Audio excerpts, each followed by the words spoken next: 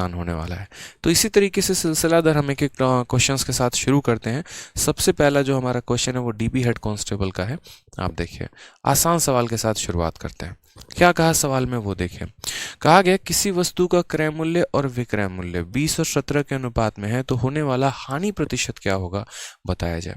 अगर आप सभी को आंसर आता है तो बहुत ही अच्छे तरीके से कमेंट बॉक्स में अपना आंसर जरूर दें, और जिन्होंने वीडियो को लाइक नहीं किया वो लाइक करें, जिन्होंने शेयर नहीं किया वो शेयर जरूर करें।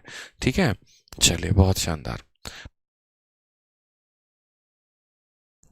ठीक है, तो हमने यहाँ पर कहा percentage loss when the cost price and selling price is इतना।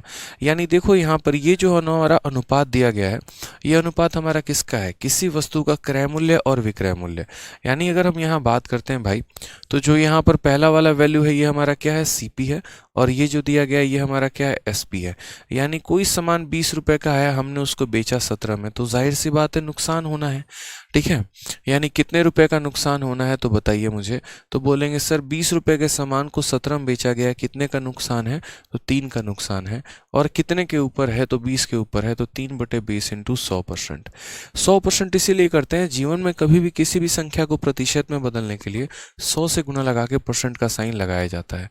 तो 20 से काटेंगे 5 बार में, तो आंसर आपका कितना आ जाएगा, 15% is the correct answer, option number D. और चूंकि आप ऑप्शन नंबर डी पढ़ रहे हैं तो डी से एक अच्छा सा वोकैबुलरी हम आपको बताते हैं। ठीक है, चलिए, डी से आपका एक अच्छा सा वोकैबुलरी हो गया, और उस वोकैब का नाम हमारा हो गया मेरे भाई डूबियस। ठीक है, डूबियस हमारा बहुत अच्छा वोकैब है। डूबियस जो हो गया हमारा बहुत अच्छा, डूबी, अच्छा सही है, स्पेलिंग सही है। डूबियस का मतलब यहाँ पर क्या होता है, अच्छा डूबियस का एक और भाई है, यानी इसका हम एक तरीके से कह सकते हैं, यहाँ पर सिनोनिम है, उसको हम कहते हैं स्केप्टिक। इन दोनों का मतलब यहाँ क्या होता है, इन दोनों का मतलब होता है डाउटफुल। इन दोनों का मतलब क्या होता है, डाउटफुल। ठीक है, समझ रहे हैं मेरी बातों को यहाँ पर।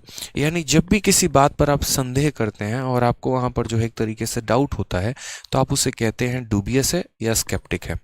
क्योंकि मैंने ऐसा सोचा ना कि देखो, शिक्षा जो है, जो ज्ञान है ना, वो हर जगह पर है।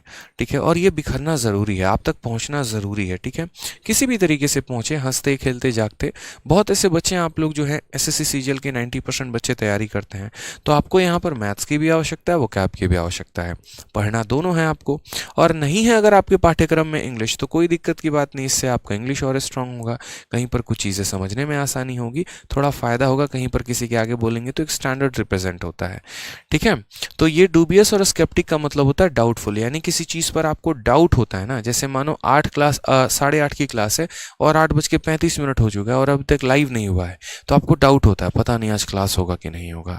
ठीक है, आपने यहाँ पर 14 फरवरी के पहले सोचा कि हमारी कोई महिला मित्र बन जाए, और आपने यहाँ पर इंस्टाग्राम पे या जो भी है आपका टिंडर हो गया, जो भी हो गया, राइट स्वाइप करना शुरू कर दिया आपने, और आपको यहाँ पर डाउट है कि पता नहीं कोई एक्सेप्ट करेगा कि नहीं, हम सिंगल हैं, पहले मिंगल होंगे कि नहीं होंगे। तो वो डाउट जो रहता है ना आपको, वो हमेशा क्या होता है, उसी को हम कहते हैं डूबियस।